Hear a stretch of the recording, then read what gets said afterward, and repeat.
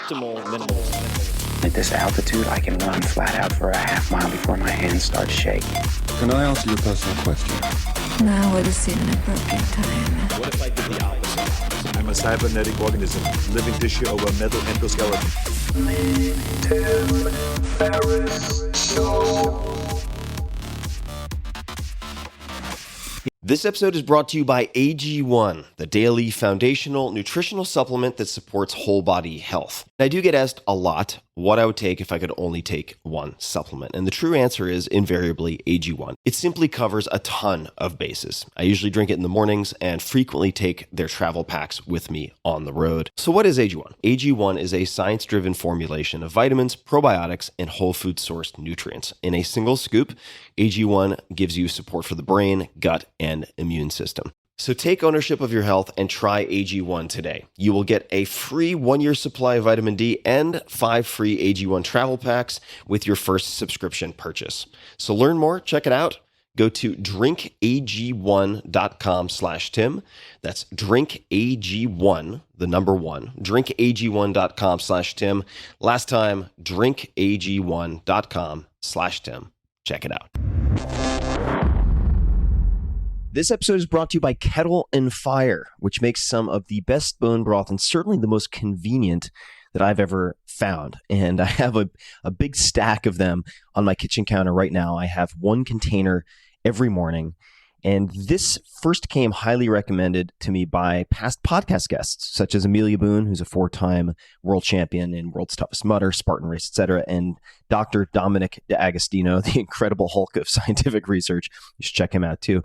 But there are a few things that make Kettle and Fire special. Number one, they are the first shelf-stable, in other words, never frozen bone broth that uses bones from 100% grass-fed, organically raised animals. So you are what you eat.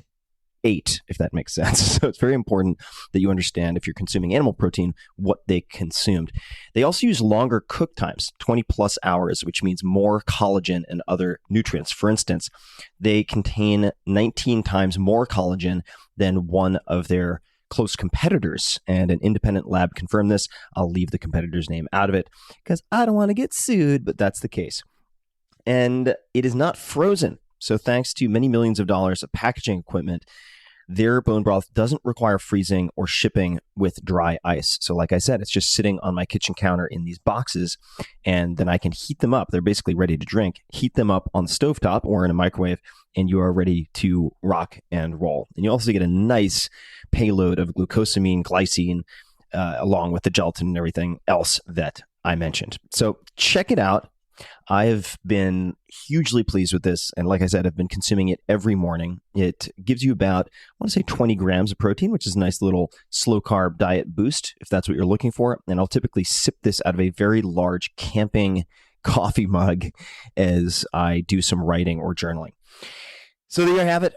Check it out. It's delicious. I favor the chicken, but each to his own or her own. So check it out, kettleandfire.com/Tim, and you can receive 20% off of your entire order.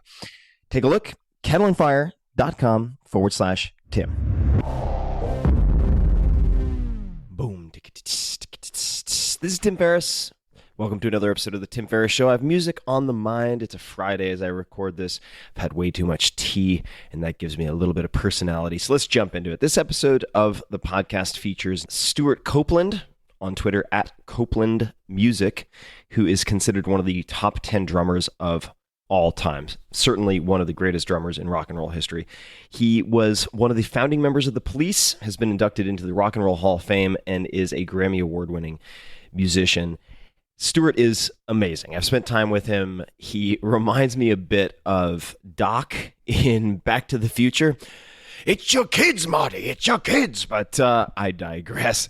He is a fantastic storyteller and a very, very well-spoken, smart guy. In this conversation, which is very wide-ranging, we delve into early lessons in surviving and how to survive the music industry, why entrepreneurs never get a day off, and certainly any self-directed musicians or creatives are entrepreneurs in the sense of emprender, to make something from nothing. How the Police developed their unique sound and the decision that changed everything for them. and much more. This interview comes from my television show Fearless, less in quotation marks, since your goal is not to be fearless, but to learn to fear less. And in this show, I interview world-class performers on stage about how they've overcome doubt, conquered fear, and made their toughest decisions. We recorded about 3 hours of material, and only one was used for the TV show. So this podcast is almost entirely new content that did not appear on TV. But I highly recommend a few things. Number one, you can watch the entire first episode of Fearless with illusionist and endurance artist David Blaine, and he does a bunch on stage. You can watch it all for free at att.net/fearless, all spelled out, no parentheses. So att.net/fearless. So definitely check that out. And to see all episodes of this new TV show, you can use DirecTV, or you can use the app at directv.com. And that's DirecTV Now. So you can check that out, DIRECTV.com. And that is it for now. So let's move on. Please enjoy this conversation with the one and only Stewart Copeland. Welcome to Fearless. I'm your host, Tim Ferriss. And on this stage, we'll be deconstructing world-class performers of all different types to uncover the specific tactics they've used to overcome doubt, tackle some of their hardest decisions, and ultimately succeed on their own terms. So imagine yourself a founding member of one of the most successful rock bands of all time. What happens when you break up? For many, that might be the end of the story, but for my guest tonight, he was just getting started with no prior experience. He went on to score films for Francis Ford Coppola and Oliver Stone, compose for ballet and opera, and even take pilgrimages to Africa where he played drums with hungry lions. I am not kidding. He's a founding member of the Police, a member of the Rock and Roll Hall of Fame, and for the last 3 decades, he's been one of Rolling Stone's top 10 drummers of all time. Please welcome musician master and madman, Stewart Copeland.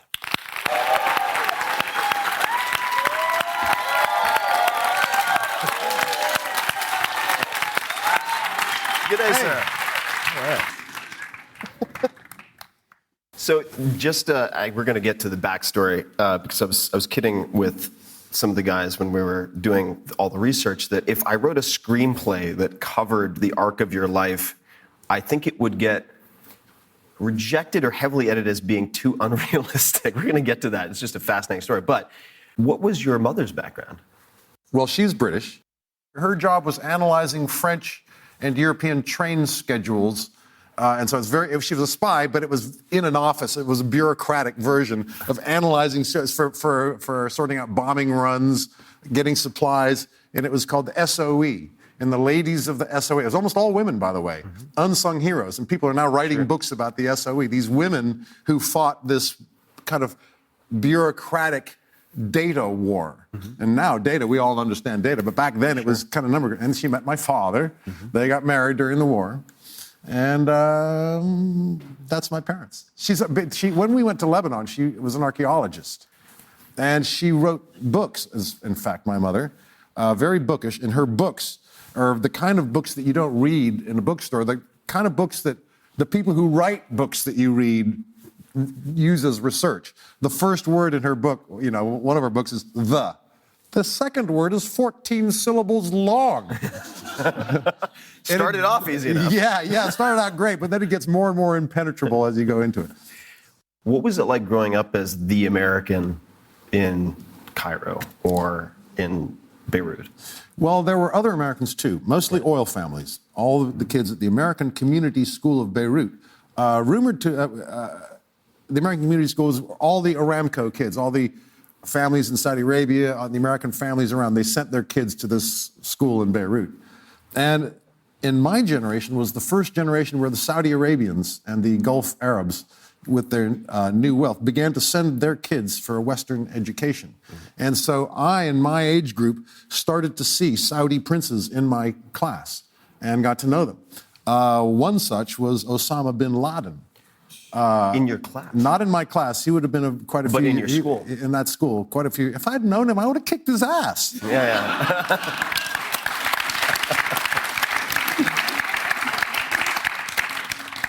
Well, I mean, I have to ask, so you met and interacted with him? No. He was years after, maybe he was a decade years after. me. I got it. By the way, yes. I went back to Beirut years later, and it's all Arabic now, and they're all there. The Lebanese, they're one of the richest countries, the most developed countries in the Middle East, and they rule. In the Arab world, anybody who's running any of these is probably Lebanese, and they have no resources. They have huge civil strife, huge ethnic tension, but they've been through their civil war, and they've got it resolved. And just the Lebanese, they are all about education. So the American Community School, educating these kids to go and conquer America, which they do. You know, there's a Lebanese ghetto here in Los Angeles. It's called Beverly Hills.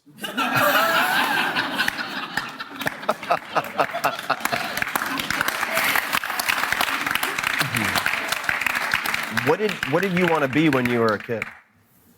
I can't remember any time before I wasn't a musician. And I don't remember, I was 7 or something like that. I just never, ever... When I was actually in college, I thought, I don't actually want to play music. I want to organize it. So I studied journalism and other aspects of the entertainment industry. But the drums just kept the siren pulling song me back. When did you leave the Middle East? I left the Middle East in the mid-'60s. I would have been 14 or 15, something like that. And I was already playing in my high school band in Beirut by that time. And I got to boarding school in England. And a couple things. Nobody had ever heard of where I come from.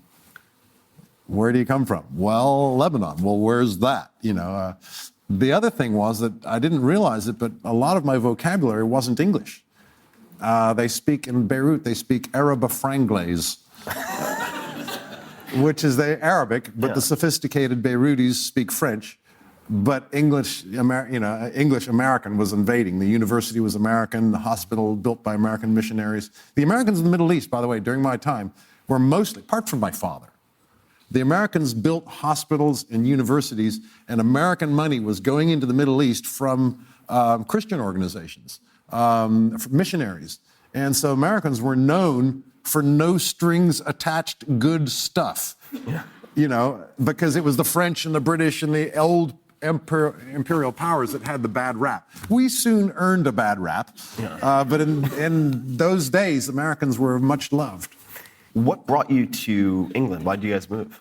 Well, I was evacuated because after the Philby thing, it got hot. And so my father just suddenly had to get the family out of Dodge. Lebanon at that time was always, 1958, there was a civil war there at that time while I was there. And it was bombs in the night. We had to fill the bathtub with water and stock up with food and so on. And there were sandbags in the streets. And actually, in those days, it was put out by the United States 6th Fleet show up, which is another reason I was real proud to be American. They showed up in 1958. I think Eisenhower was president. And that was it. Civil War over. They just for show, they landed a whole platoon or whatever on the beach with the tanks and everything and did a display of these enormous tanks. Okay, let's all go back to work now, shall we? And there was no violence to it. It was just a display. It was like a 4th of July exhibition kind of thing. See, these are the kind of toys we got to play with, folks. Any questions? And because as I said before, because our status there was very positive, we were loved there, that and there was an election coming up. And I won't bore you with the complicated politics, but there was an election coming up, and there was a lot of agitation. And so the Americans showed up. They had a peaceful election. They elected the not American guy, actually. My father was glad, but they elected Shahab instead of the guy that the Americans wanted. But it was fine. He did a fine job, and Civil War over. But it was always there. There had 3 major religions there who had to share power. And the Christians ruled the country. Then there was the Sunni and the Shia, who were at each other's throats as much. They all, it was a triangle. And that triangle, with the influx of Palestinians, just couldn't hold. And so Civil War, and then there were really awful civil wars, the same as what's going on in Syria now. They eventually blew over, and in Beirut, Lebanon is probably more able to withstand the Syrian war next door because in Lebanon, no, we've been there. We're not, the Sunnis are fine, the Shia fine. Everybody gets go back to work. Yeah. Instead of the U.S. Sixth Fleet showing up, the civil war in Syria next door, and their own history means they're not about to pick a fight anytime soon. Yeah. Before I was born in Syria, where the family was living before I was born, and my mother was pregnant with my brother Ian, comes up in conversation a lot. And they had a problem with their general, who was their dictator who was running the place, Fawzi al-Khadab or whatever his name was, and he was starting to talk to the Ruskies and so on. And so you got to get rid of this guy. And so they figured out, and this is my father's idea, that I tell you what, why don't we have a rent-a-mob go and attack an American diplomat's house? Rent-a-mob. Ours. Uh-huh. And then our new colonel that we've been shining up, he can get the soldiers out to go and put down this riot. And while the soldiers are out, they can take over the radio station and the palace. And that's how they did it in those days. And the colonel who took over the palace, thought he was working against American interests, but in fact, the other colonel, hitherto undisclosed, was the actual guy, and so his system was getting other people to do the dirty work. But okay, so this attack happens on the family home, the Copeland family home in Damascus, Syria, and they're late, and my father's on the phone to Beirut, and they show up. Oh, great. Oh, bang. Oh, no, they got guns. That's not, and then bang, bang. And the famous line that he had, which is our family thing, is he says, I'm going to have to hang up now. They're shooting at me personally.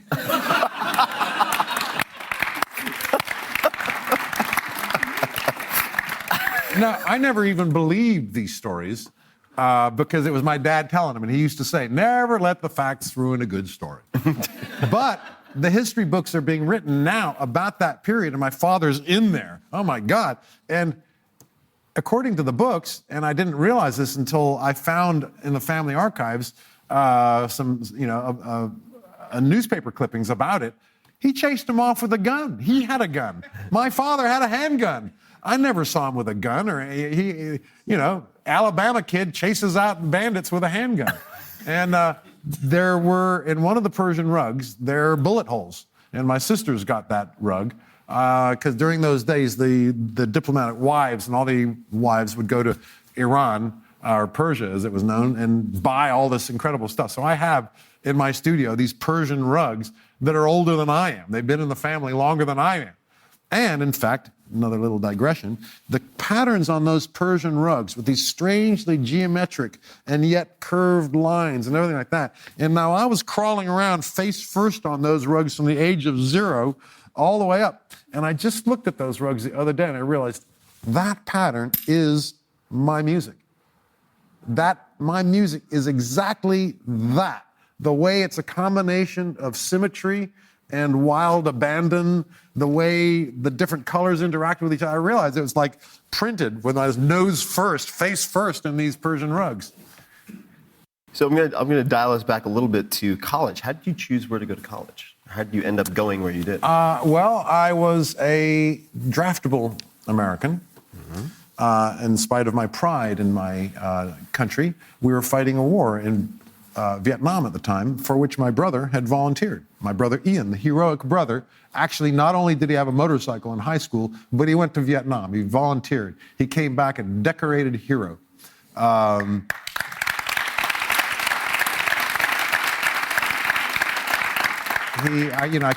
Battalion citation, presidential citation, Purple Heart, Bronze Star. He found himself. And he came back and became an agent, never saw a gun for the rest of his life. But he was a wild kid who discovered that, and he came back. And when he came back, he was spat on and reviled. And it was a tragedy of the Vietnam War, how the American people saw it, because we were afraid that we could be sent out. It wasn't voluntary. Those weren't volunteers over there. That could be me. And he did volunteer. And he was fine until the Gulf War, the first Gulf War. And when he heard the crackle of the radios, the thump, thump, thump, thump of the helicopters, it came back, and he had a psychosis for it. And then when the soldiers came home as conquering heroes, that's how he should have been treated. Every single one of the soldiers in his platoon ended up as heroin addicts. They didn't make it. None of them made it. He died of Agent Orange a few years ago, taken by melanoma. That's how the Vietnam War generation was treated. And I didn't want any part of that, personally. And by the time I came along, I'm at the end of the baby boom. And by the time I got to college, they'd built all these colleges and capacity for the baby boom. Well, by the time I came along, it kind of withered out a bit, so it was easy for me to get into college. You know, there was all this space.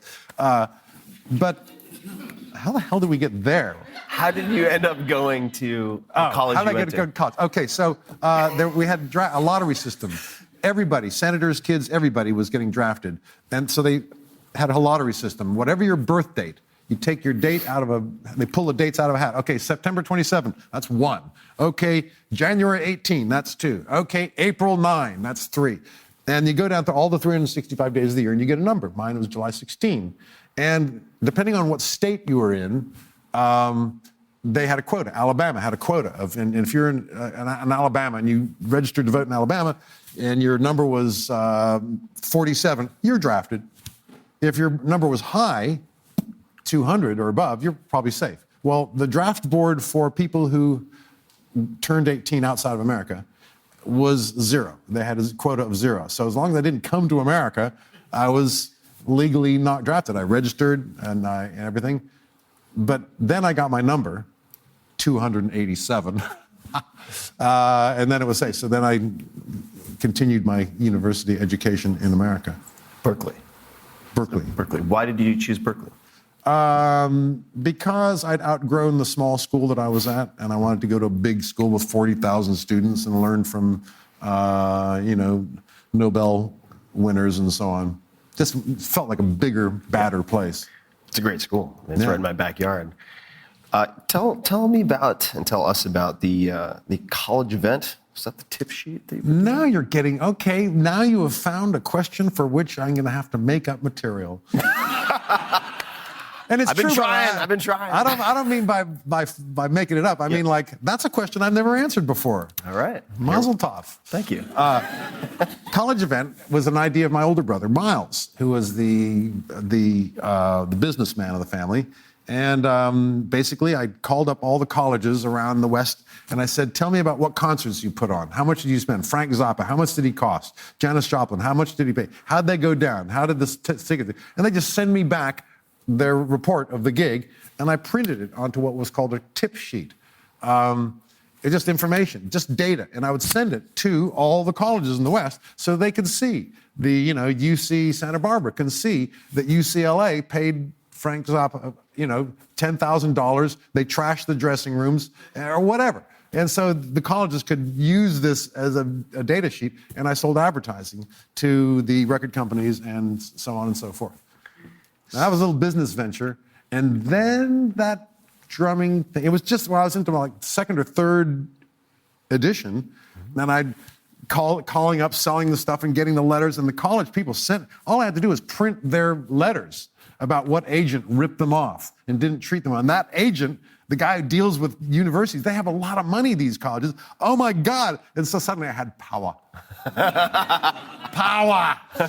But it was all going great until that drumming thing. And there was a band over in London needed a drummer, and it was summer, so I went over to London to play in a band and never came back.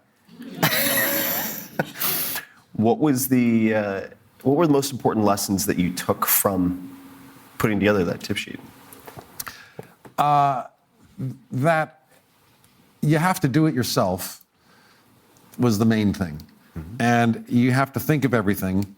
And there's the entrepreneur, unlike a job holder, doesn't get a day off. Mm-hmm. And my, roommate, people in the building, they had jobs, and they knew when they go to work, and they knew when they come home, and they got their check. But they have to go to work. As an entrepreneur, you don't have to go to work. You're always working. You can never not be at work. And so, of my sins, I have 7 children. And my sons, for instance, just take 2, for instance. One is an entrepreneur, filmmaker, has a band. He's always picking up the phone. He's hustle bustle. And the other has a 9-to-5 job. They are both happy as clams. The 9-to-5er, he can't imagine what it's like on 6 o'clock, he gets into his car. He is free. His life just as it belongs to him. He can watch TV, he can have friends, he can go out to dinner. He just lives a great life. Next morning, he gets up, goes to work, works like hell, enjoys his job. And then Jordan, he would not be able to thrive under those conditions. And what do you mean I have to get up? You know, it's more of a question, no, you can't go to bed. Yeah, right. I remember being told once, they said, if you work diligently 8 hours a day for perhaps 10 years, then you can get promoted to boss and work 12 hours a day. Yes, exactly. When the punk bands in London in 1977 desired to play reggae, because it was, for punk bands, the only form of chill was dub reggae, which is still hostile, still pissed off, but chill. And so there was no such thing as chill punk music. You just can't slow it down, and so the punk rockers would chill to dub reggae, which meant that I could fall right into that. Topper Heaton, to his credit, he figured out, let's see, the backbeat doesn't go on 2 and 4, so he's sitting there in his drums and he's figuring out, and he had to learn how to do it, and he could do it. I already could do it. And so we developed that sound in the Police, which is kind of important. And we didn't actually play reggae strictly the way it comes out of Jamaica. We did our kind of own thing to it, but it was elemental. It wasn't learning it the way Topper had to do. It just was that secret weapon that I got from my friends in Lebanon. So I call Stingo and I say, so Andy wants to join the band. He's like, fantastic, he's in, that's it, no brainer. What are we waiting for? And I say, dude, calm down. We can't afford him. He's I had to explain to Andy, there's no record company. I'm the record company. Illegal records. I printed them myself. Sting and I put the records into the bags ourselves. And with Letra, I did the artwork myself. And I called up the stores myself. I'm the record company. Management, I'm the manager too. And agent, nah, I'm booking the gigs too. Roadie, that's you. And so I'm really flattered, but you're going to leave after 2 weeks. We can't, you got a life, you got expenses, and he insisted. He said, no, I'm canning all my sessions. I want to be in the band. He had played with Soft Machine, Eric Burden, the Animals. He had a list of credits as long as your arm, but he didn't want to be a sideman anymore, to be in the band and for the band to be his band. And of course, I'm going to get rid of that other guitarist. You know that, right? And I say, sure. I didn't think about that. We actually did play a couple of shows with 2 guitarists. But so he insisted. And so, and by this time, Sting going, no, he's an actual musician. He's in the band. And I'm going, calm down. And finally, it's either he's in or I'm out, Okay. So Andy's in the band. And immediately, Andy has deep musical training. I didn't have to show him an E chord or a D or an A chord. He knows E flattened 7th, carry the, he really, and as soon as him and Sting put their heads together, out of nowhere, Sting writes a song as a result of Andy joining the group. There was another surprise in store for us all, which was that in our punk band, the singing was, and Sting could do that, and that's all I ever heard him do, because that's what we did in that genre, was all shouting. Yeah. But we had one last Andy Summers gig to do. He said, look, I've got one last gig, this guy in Germany, and I'm going to go over, and by the way, he needs a drummer, so you got a gig too. So Andy and I went over to Germany with Eberhard Schörner, this high concept thing where he's got jazz saxophone, he's got laserium, he's got a ballet dancer, and a punk group. Yeah. And for a punk group, we got a buddy who plays bass. Why don't we bring him over to Sure. So they brought, so the 3 of us are there as the punk group, as a part of this mix and match kind of show.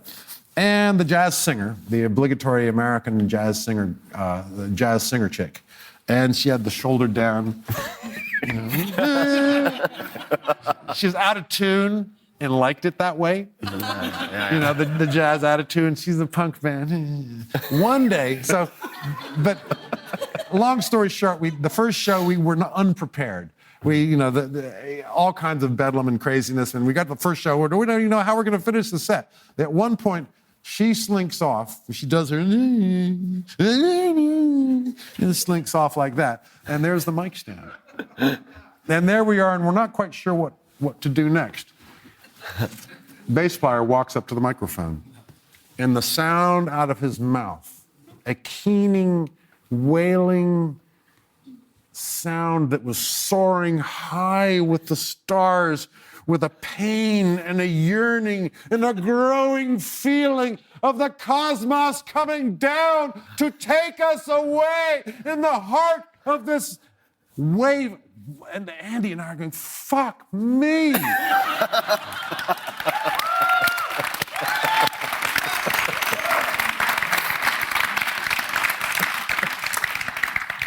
And so the Police was born. Well, with two things. I didn't know he could write songs, and I didn't know he could sing like that. And it was sort of Andy who made the whole thing come together. The cocktail come together. So with the Police, how did you decide on certain visual aspects of the band or other stylistic decisions like the bleach blonde hair, for instance? Well, we would never be caught dead discussing such matters. The bleach blonde hair came from the fact that Sting's wife was an actress. She had an agent. She took one look at her client's husband and said, that guy belongs in front of a camera. And she would send him for modeling jobs and in advertising and so on, and he would get every gig. And one day they wanted a punk band for a Wrigley's chewing gum commercial. And so they called, he got the gig and said, well, I have a punk band. I am myself a punk. So they got Andy and I out there as well, but they didn't think we looked snarly enough. I know, let's peroxide their hair. And so the wardrobe people, just like the ladies you got back there, they made us look the part. And we looked at each other and said, that's kind of cool. And so we got our blonde look from a Wrigley's chewing gum commercial. Somewhere, the ad didn't run. I guess it didn't test well or something. And somewhere, in a vault somewhere, is that ad of the three blonde heads, blonde for the first time. I actually am blonde. Okay, this is real. Actually, okay, gray, but... I'm blonde too, but alas. The locusts took my hair. Common cause of male pattern baldness. Stingo and I, music fulfills a different purpose in our lives. For me, it's celebration. It's a party. And for Sting, perhaps it's more of an escape, a peaceful, beautiful place that he can go to. And those two things, when we were codependent, the differences between us really filled gaps. And so it was very synergistic.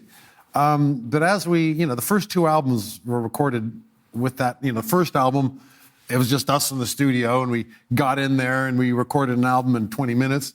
And then the second album was after we'd started to get somewhere in America, and we'd been playing and we're getting great reviews and burning down the house night after night, and we're feeling really great. And they say you have your whole life to write your first album and 6 months to write your second album. And so there we're back in the studio, and we got half an album worth of material, but we got to get a new album. And so that second album, we just came up with it. We were full of ourselves. We were validated by, we know that we're the coolest, so we had confidence. And our second album just was all creativity. Had a bunch of hits on that record too. So the third album, we're going into the studio, and now we are not just us anymore. This was the beginning of the Police becoming something that isn't just our little thing anymore. It's bigger than us. And there's a momentum there. There's a record company that's counting on hits. And we were there in Holland, in fact, recording the third album, Zenyatta Mondata. And the record company are actually in the studio. Is that a hit? No, I think the other one's a hit. And it was like Commerce was in the room with us. Yes. And it really bummed us out, kind of like that. But we were still, had a buzz going, and it was us against the world. The next two albums, which we recorded in Montserrat in the Caribbean, far, far away, 12 hours from the nearest record company executive. And there was just the three of us. And by now, we were not so codependent. But when it comes to music, I kind of like working with an orchestra. And by the way, I write music for a 60-piece orchestra. They don't talk back. I put every note and how they play it on the thing. That piccolo player's been playing piccolo his whole career, but he's going to play exactly what I put on the page. And it's not da-da-da-da-da, it's da-da-da-da-da, with a little diminuendo at the end, with articulate, staccato, the third note, and then the slur over. I put on the page in ink in Italian exactly in 60 guys, and that's how it works. And guess what? Sting likes to do that too. Yeah. And he's real good at it, and he has kind of a track record of being successful at it. But what he wants to do is kind of different from what I want to do. The purpose of music for him has a different purpose for me. And we came together for the reunion tour, and it was so hard for us to make the pieces fit back together, because guess what? 20 years had gone by and we'd grown. And I'd gotten out of the habit of the bass player turning around and telling me anything, and he'd gotten out of the habit of this World War III going behind his left shoulder. And he comes over to, well, maybe not.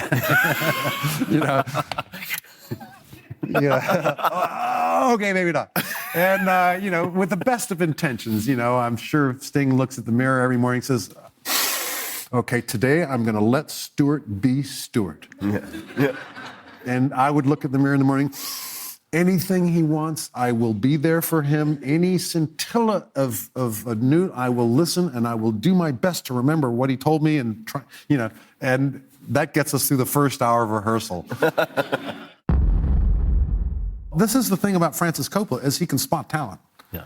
And his, very different from somebody like Oliver Stone, for whom I've scored as well, who Stone himself owns every frame. Every aspect of the film comes from his creativity, and that's what he does, He doesn't want people with clever ideas. He wants people who are clever at carrying out his ideas. And fortunately, he's got really great ideas. So Francis has a different technique. He finds people that have the talent, and he just gives them a long lead and says, you just go for it. You take it. I want to see what you come up with. And that was a good relationship. What was different about the idea that you presented? Or the material you presented? I'll give you a clue, which was his people, his producers, kept saying, when's the scoring date? Date? I've been in the studio for a month. What do you mean date? The way they used to do films was they would have a date. And on the date, they show up with the orchestra and they record the music on that day. And that's the recording session. I don't do it like that. I'm in the studio by myself, and I play a little bit of drums, then I add some guitar, and then I fiddle around over here, and I'm building it like you make a record. And I was in the studio. That was just completely an alien exercise. I mean, the people would come down, and they said, this is kind of interesting. But there was the moment when Francis did turn around and said, this all sounds really fantastic. And all of his old guys, his crew that he'd been working with forever, they're all like, wow, this is really different. I never heard anything like this, but it kind of works. That's crazy, but it kind of works, And, but he did turn around and say, I want strings. I need some strings. And I'm going, oh shit, he's going to hire some string schlocky guy. Francis, you're so right. You need strings. I'm going to fix up some nice strings, nice strings. And so I call up the contractor and I say, send me some strings. And he says, well, okay, sure, fine. How many strings? I don't know. How many strings is strings? Send me some strings, And so I think it was maybe 14, 15 guys showed up, strings. And they arrive, and usually recording session, the guitarist shows up, and you book him for the afternoon.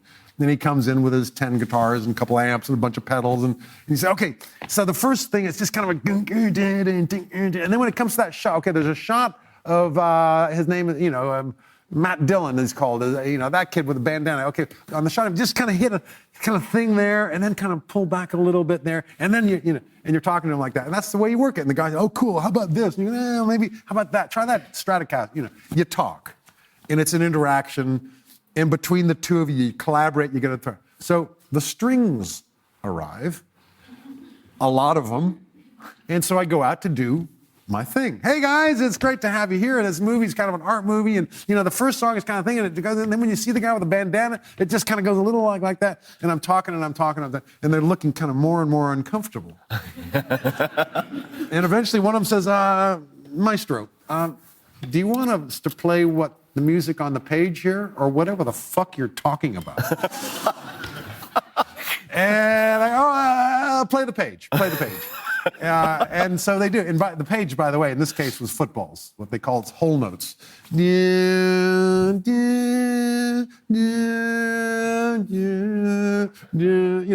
know how to write. I didn't know how to write that music at that time. So it was just the chords that I was playing myself.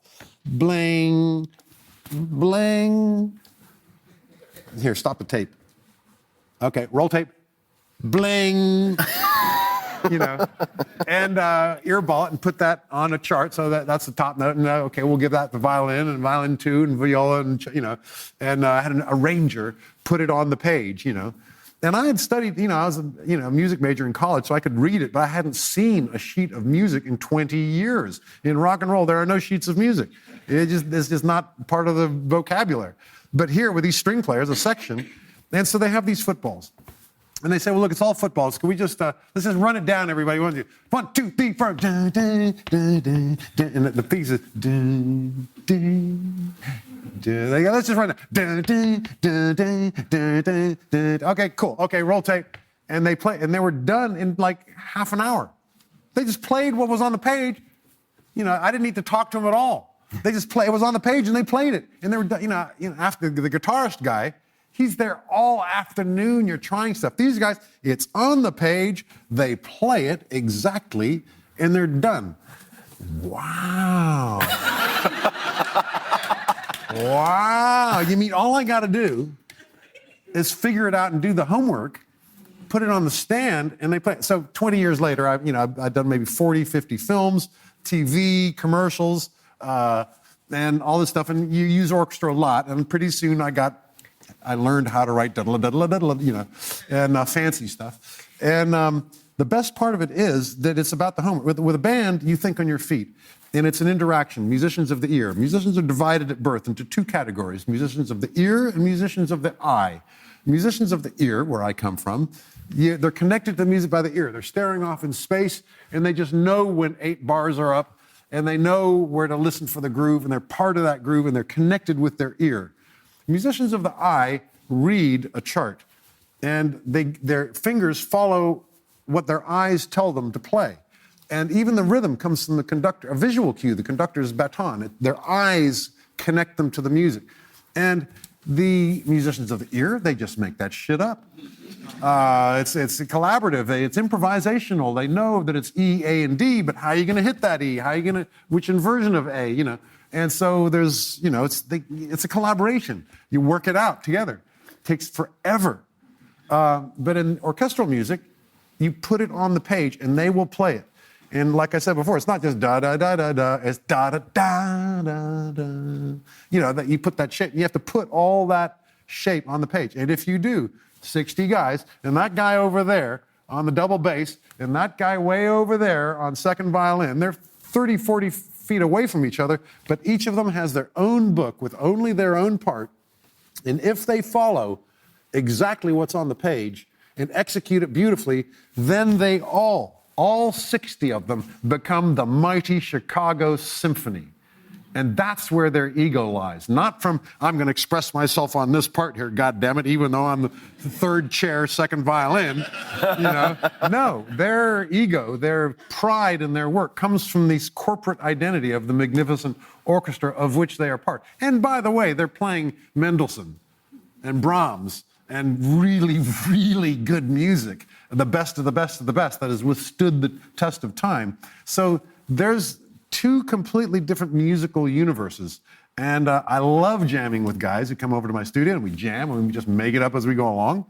But I also love to do that homework and get it on the page and conceive of every aspect of it, where the swell is, where the surge, the ebb and the flow in that violin line. They go up to there and he gets up high like that and the trumpet takes it over and then goes ba-boom on the low brass. Oh, that's just really a lot of fun to conceive of that stuff. And then you go and you sit with the orchestra and they play it, and without debate. And the first time it's a little creaky.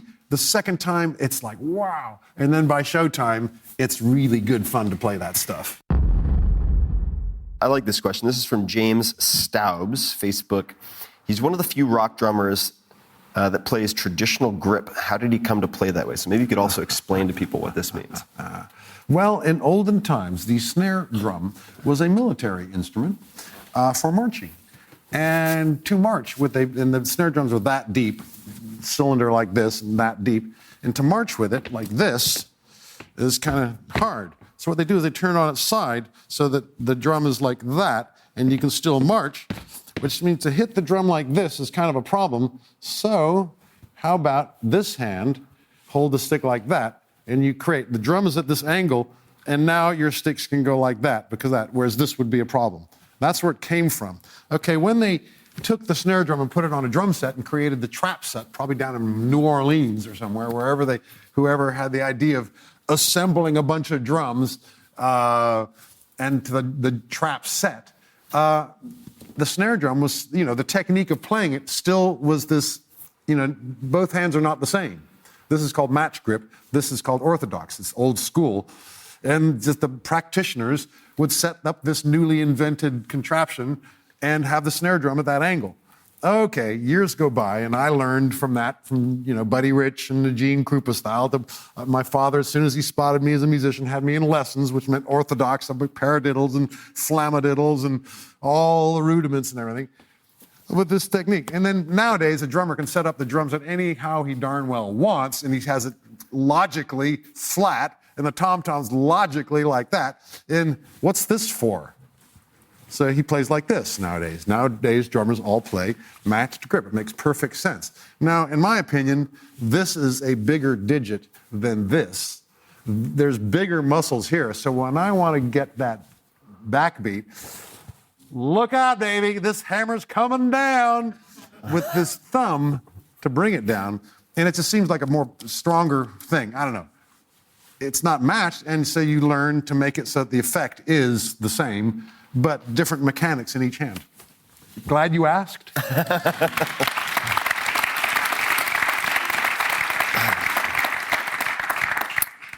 The next one is from Masood Khan. We don't have to do 10, but he asked the top 10 albums he would take to another planet. Let's just say 3 albums. The old desert island question. Well, any Hendrix album, but probably the double one, because it's a double one. Which would be the third one, Axis, no, not Axis. What was the third one? Voodoo Child, Revisited, double album, pick all the naked girls on bicycles. I'll go Google it later. Anyhow, Hendrix, that's one. I'm not a huge Beatles fan, but I would probably take either the White Album or Sgt. Pepper, just because the variety. If we're going to be stuck on that island for a long time, we need some variety. And probably some blues, just because it makes me feel good. But then again, I could play blues myself. No, I wouldn't take a blues record. I don't know, some classical, some Stravinsky probably, Rites of Spring, or Petrushka. Stravinsky. And if you're out of the running, if you had to combine, let's say, 3 drummers, alive or dead, into your sort of perfect super drummer, who would they be and why? I would take the majesty of John Bonham. He achieved, with very few drum strokes, very size. Ba-dum-dum, boom, da-um, boom, ba. It just sounds like a mountain. And everybody, nobody has gotten there, figured out how to make a drum set sound so huge. And it's the economy, and it's the way he hits the drum. Just some magic about the way he played created size, just hugeness. Then I would take, God, I'm terrible with names. James Brown's drummer, anyone here? Clive Stubblefield for funk, because we got to dance. and he's not a star guy, but just give me some of that. And so we'll all be dancing, and those pudenda will be, doing what they do. And then I would take Mitch Mitchell for technique, or Buddy Rich. What about the technique? Just the effervescence, the lively spark of either. It'd be tough between. Buddy Rich is he is the absolute top god. Whether you like his music or not, there's nobody who's been able to achieve just the manual dexterity, let alone the artistry and everything else. I mean, he really is in a class of his own. Mitch Mitchell is up there as well, but his music was more fun and more effervescent and so on. So I'd probably take John Bonham, Clive Stubblefield, and Mitch Mitchell. So we saw you tearing it up in the first video that we showed. This next question is from I am Keith Andrew on Twitter. What weaknesses in your playing or writing or composing bug you, and are you fighting to overcome? How do you fight them? Arthritis. Arthritis, yeah. And right now, I play with an orchestra, and my drums are designed to play to accompany amplified instruments, which can be any amount of volume. So the dynamic range of the rock and roll drummer goes from 7 to 12. Guitarists only go to 11. And drummers, and by the way, we don't do it by turning a little knob. We do it by hitting it. And in the orchestra feels very loud, but is in fact a quarter of the volume of a rock band. When you go to a concert and you see an orchestra play, it feels emotionally really big. But physics-wise, it's actually much more quiet. And so you have the huge orchestra, and you put the drums there, crack, and the orchestra's gone. They're toast. You can't hear them, nothing, because the drums are so loud. So the biggest challenge has been to play quietly. And I now, after years of playing with orchestras and working on it, and I practice with the music barely audible, so I can't accompany it unless I get it down there. And a couple things. First of all, less work. Second of all, the drums sound so much better. Third of all kinds of finesse of technique that I learned as a kid, but never could use in rock and roll. They just you never hear them. A rough or a drag. You can't hear them in rock and roll, but now you can. So they sound great, cool technique, less work. And so learning how to play that quietly, I can now play a full-on drum set, my drum set, designed for the aforementioned cacophony. And there's a violin solo that I wrote, a nice little violin solo, and she's 30 feet away, and I'm up there, and I can now play so quietly that I can hear her. And so can the audience, And that's an achievement. You mentioned arthritis. Is that a real issue that you're contending with? Absolutely, yeah. There, and there. I wonder why in my thumbs. How do you deal with that? Well, I find that if I don't look at my drums until I've got a show coming up. And this year I've had shows coming up all year, so I've been in shape. And so I have to start up. It's like Rocky. I start slow and I work it up, and I have little things like that to get, And I find that when I get fit to play and I'm up to speed, the arthritis goes away. And it doesn't return until I walk away from the drums and I don't even look at them until next time I have to. And then the arthritis creeps back in, opening a door. Ow! If it's locked, a locked door, oh, man, that hurts. And I think, darn, this is really inconvenient for what I do. But in fact, when I start playing drums and I get fit, it's not a problem. Do you do anything else for self-care of the hands or the lower arms? Yeah, there's the stretches. I have a thing that I got in China, which is like a little pointy, soft wooden thing that I just sort of massage the muscles. And like I say, there's quite of a fetish. I'm pretty familiar with the structure of the hand. There's 10 bones there and like all this really complicated. But I'm pretty into making it work. And playing at that volume, it just isn't the stress that it is at high volume. So this might be related, but next question is from Tinker Coffee Co. at Tinker Coffee Co. What's the most technical but underappreciated skill for a drummer to possess? I would say that quiet thing. Quiet. Because I have drummers who have that range, dynamic range of 7 to 12. And that's just really hard work. My buddy Fishman in Fish, he's really quiet. He's been doing that all, and I saw that guy, and you see them from the front, and it's blazing because there's a 50 zillion watt PA system to make it louder. He doesn't need to make it louder. Yeah. And so the side of the side, watch him, and he's just comfy. He's hardly breaking a sweat. I'm going to do that, and playing quietly. That's the most unappreciated technique that I would say to answer that question.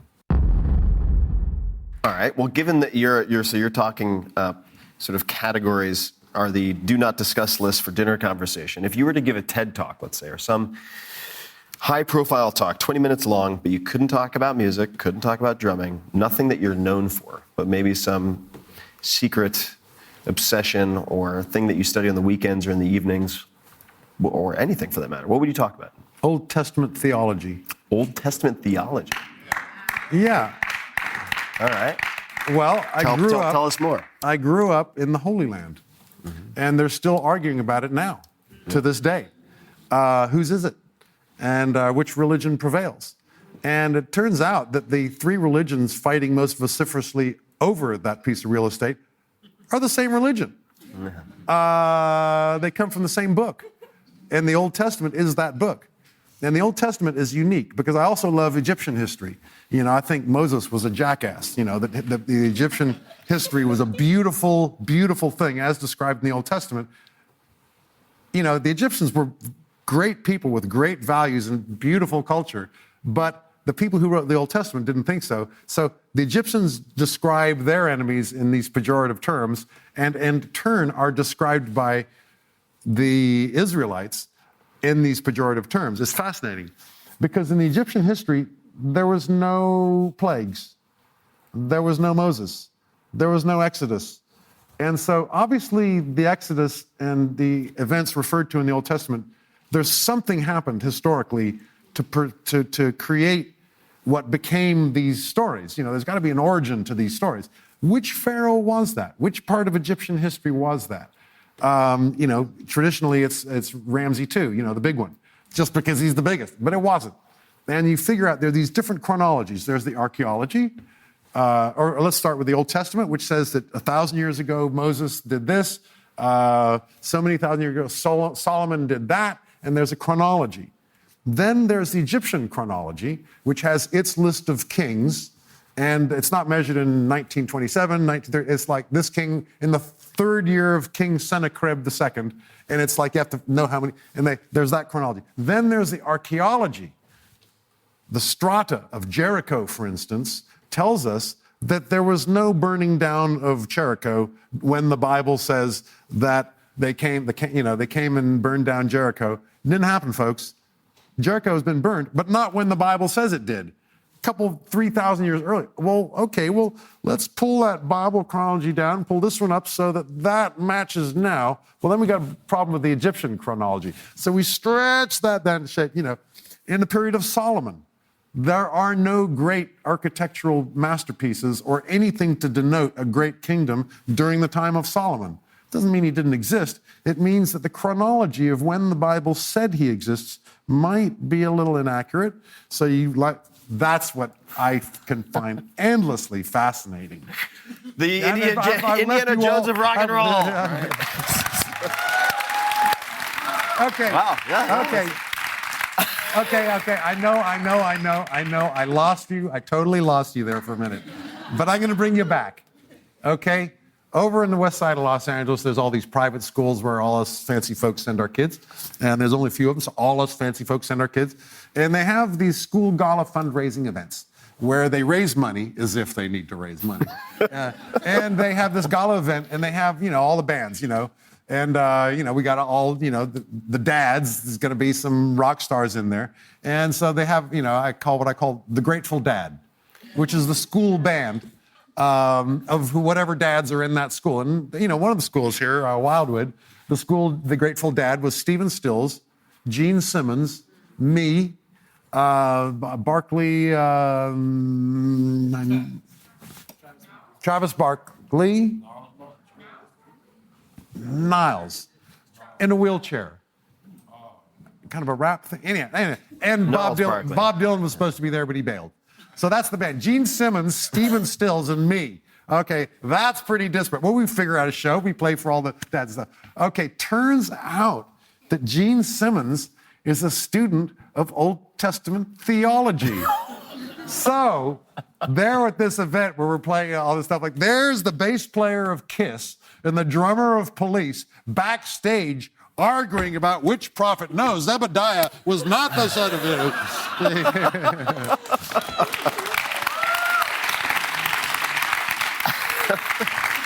So, you're clearly a very well-read guy. Are there any quotes?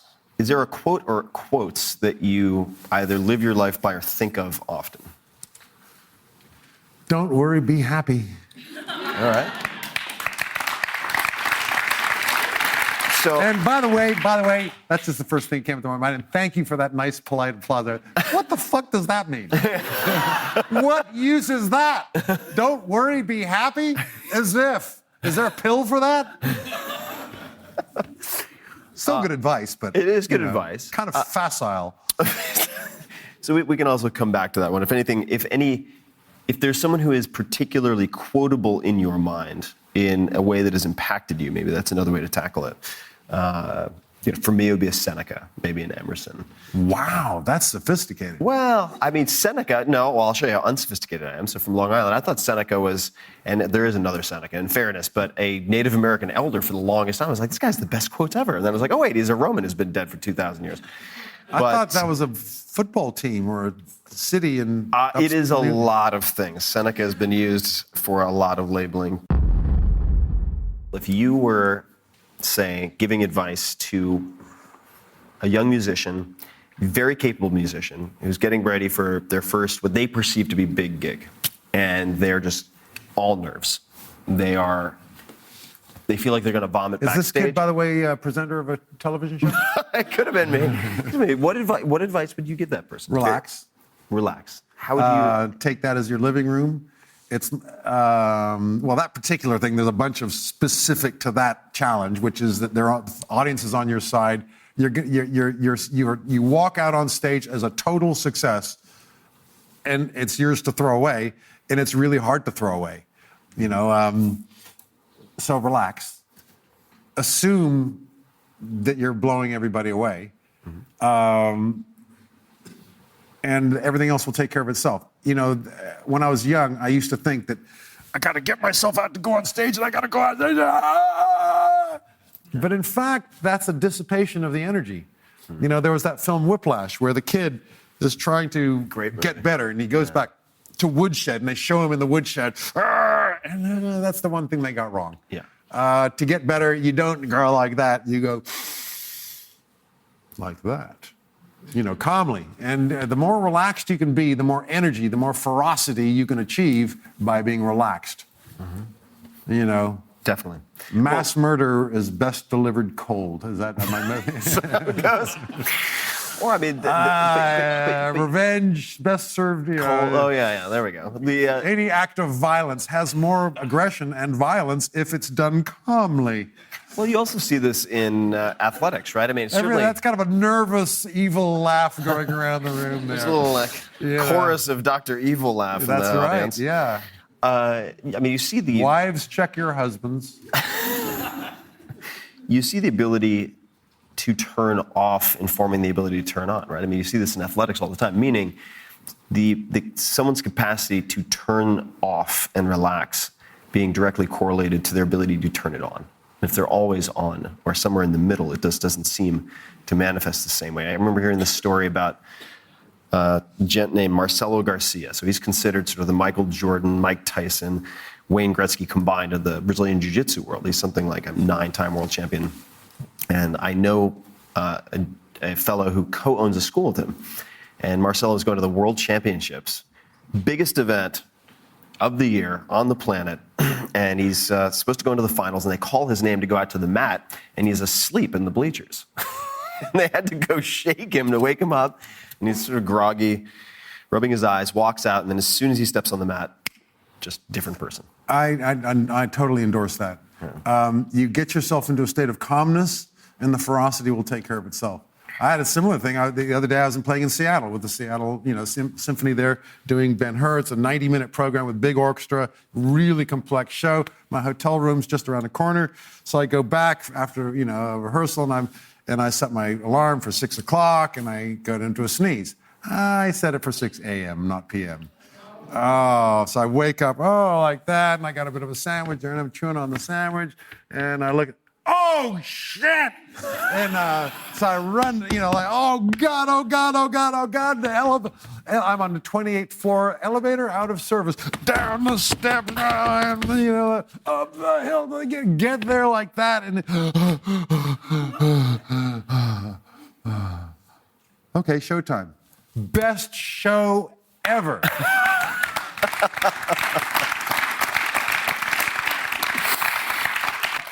Ladies and gentlemen, Stewart Copeland.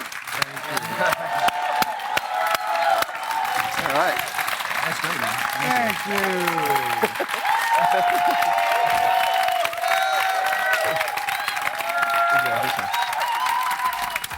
Thank you, folks. Hey guys, this is Tim again. Just a few more things before you take off. Number one, this is 5 Bullet Friday.